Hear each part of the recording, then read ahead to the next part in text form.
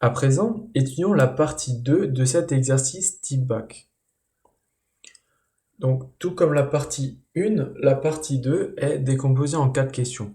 Bon, je suis d'accord avec toi, la dernière question, je l'ai rajoutée et en fait, elle est composée de seulement 3 questions.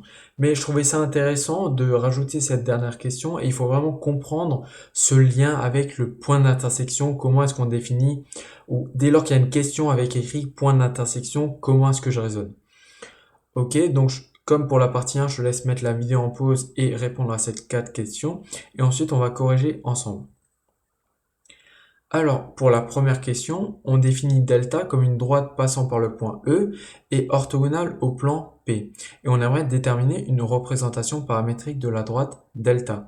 Donc, dès lors que je dis représentation paramétrique, tu t'intéresses à un vecteur directeur de la droite et à un point appartenant à la droite. Donc directement ici, d'après l'énoncé, je connais un point appartenant à ma droite, c'est le point E. Ok, et il me faut encore déterminer un vecteur directeur. Sachant que je connais que la droite delta elle est orthogonale au plan P, il y a un théorème qui dit une propriété que j'ai évoqué dans la troisième vidéo sur le cours de géométrie dans l'espace, qui dit que si une droite est orthogonale à un plan, alors tout vecteur normal au plan est également vecteur directeur de ma droite.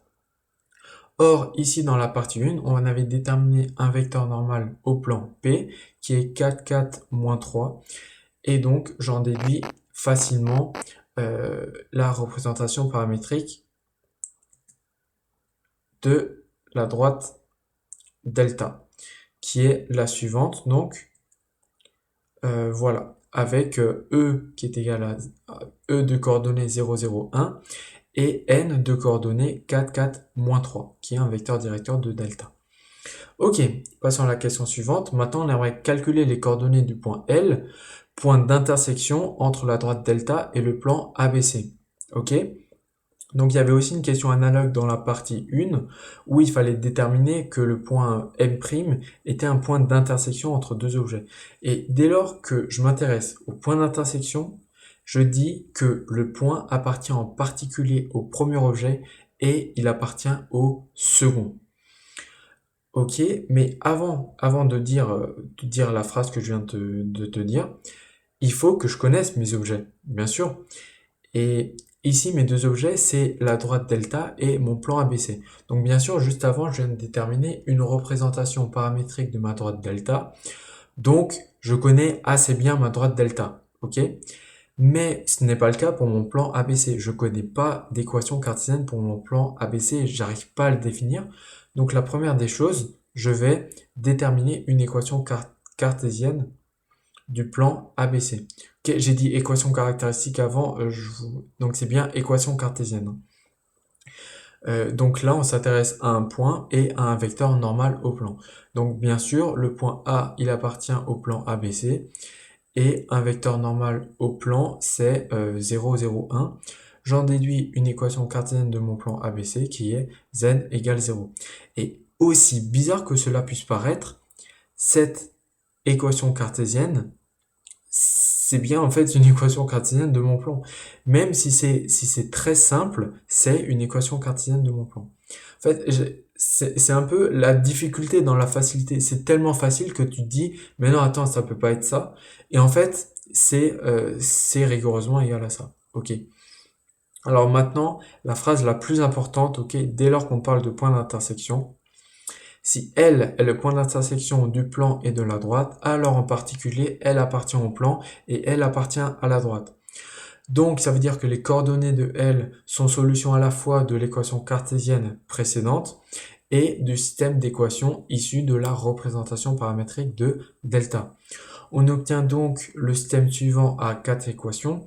Donc bien sûr, là, tu n'es pas obligé de passer avec un système à 4 équations, mais c'est essentiellement la phrase que j'écris au-dessus qui est vraiment importante. Ok, donc là, tu vas simplement remplacer x, y et z dans l'équation cartésienne du plan P par les x, y, z que tu as trouvé à l'aide de la représentation paramétrique de la droite delta.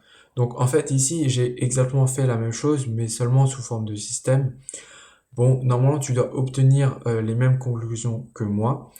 Et bien sûr, j'oublie pas de conclure. Donc, le point d'intersection est L de coordonnées 4 tiers, 4 tiers et 0.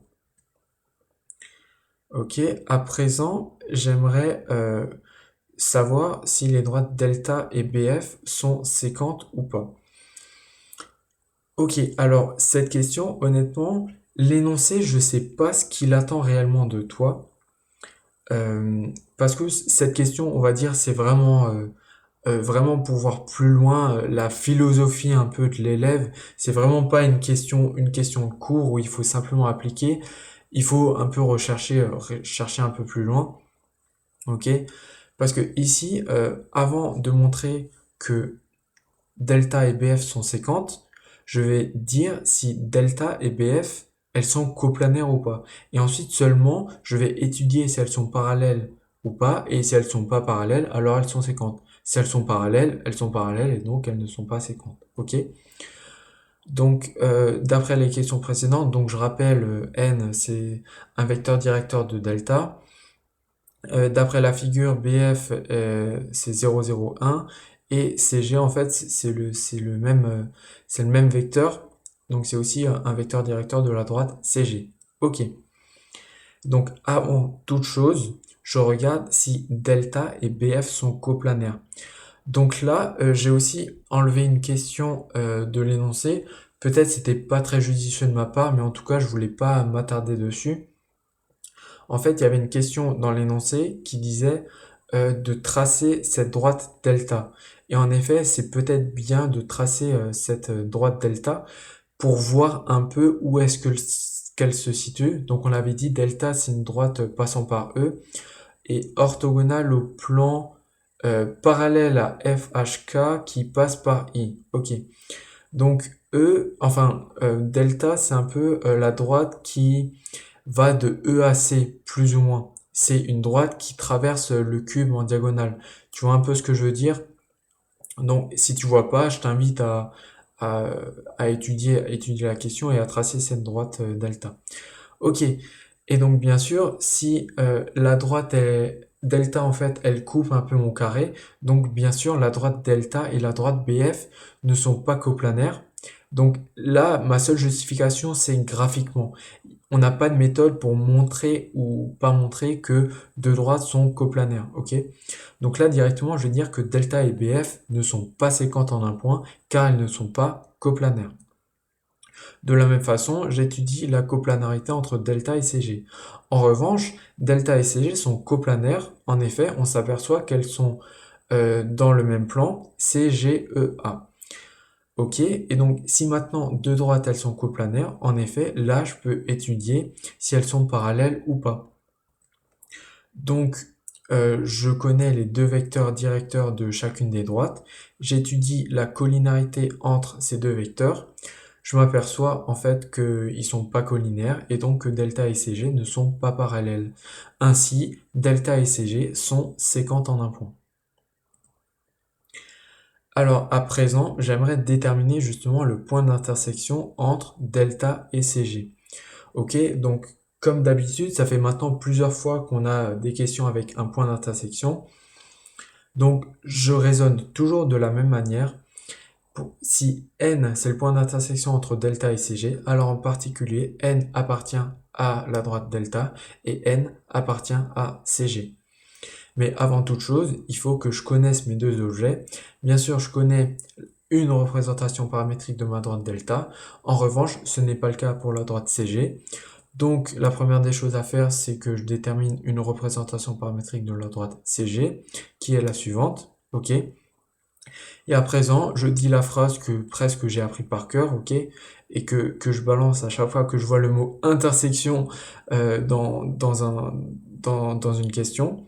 Si n est le point d'intersection de la droite CG et de la droite delta, alors en particulier, n appartient à la droite CG et n appartient à la droite delta. Donc les coordonnées de n sont à la fois solution du système d'équations issu de la représentation paramétrique de delta et de CG. On obtient donc un système avec 6 équations du coup. Et ici, attention, les 6 équations, il faut bien faire la différence entre les deux variables.